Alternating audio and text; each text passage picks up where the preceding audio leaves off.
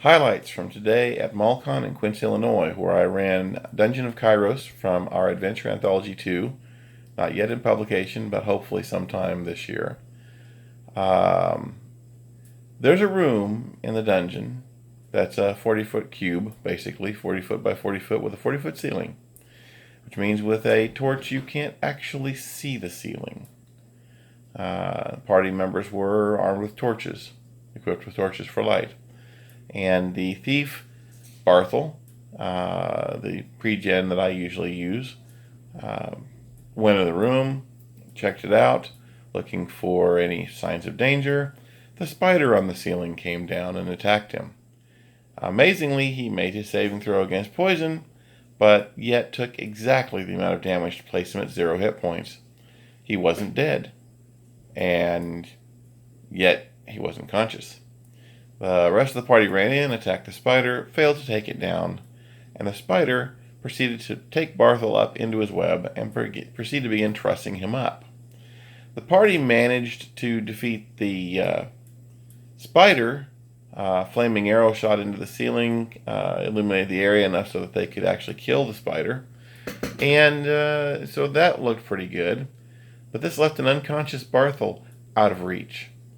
Nobody was equipped to get up to him. No levitation spell, which was pre-gen character, so it's not as if they had a choice in that matter, but then again, I didn't exactly anticipate they would need it. No levitate spell, no ladder. The only thief in the group that could climb walls was the one hanging from the ceiling. So eventually, they gave up and left him there. First, for me, I've never seen that happen before, where a party member unconscious is left trapped in an area where he can't be recovered from. He awoke later with 1 hit point, having slept it off, hanging from the ceiling, to discover himself in pitch darkness.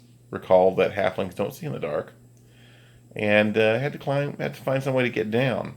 He managed to get his arms loose from the bindings of the spider web, get a dagger out, also get out his silk rope, which after some thinking he decided to tie to the webs. This was successful.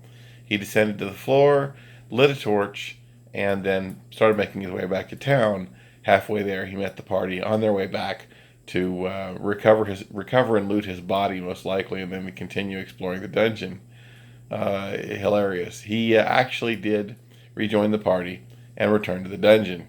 One would think the PTSD would be too much, but there you go. It was a great session. We had a good time. Everybody had a good time. I want to thank the guys who were there, who came to the game. I want to thank Ray Davis for inviting me to run. I'll be back at QuinCon this year, so QuinCon in about a month. I'll be running 2 sessions there, an Iron Falcon session in the morning, a Basic Fantasy session in the afternoon. And I've decided for the Basic Fantasy session that we're going to continue Dungeon of Kairos.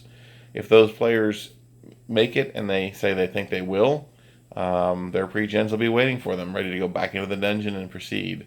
But of course, there'll be plenty of extra pre-gen characters for anybody who walks up. So we're looking forward to that. As again, I had a great time. Thanks to everybody who participated. Thanks to Ray for inviting me. And hope to see you all at QuinCon.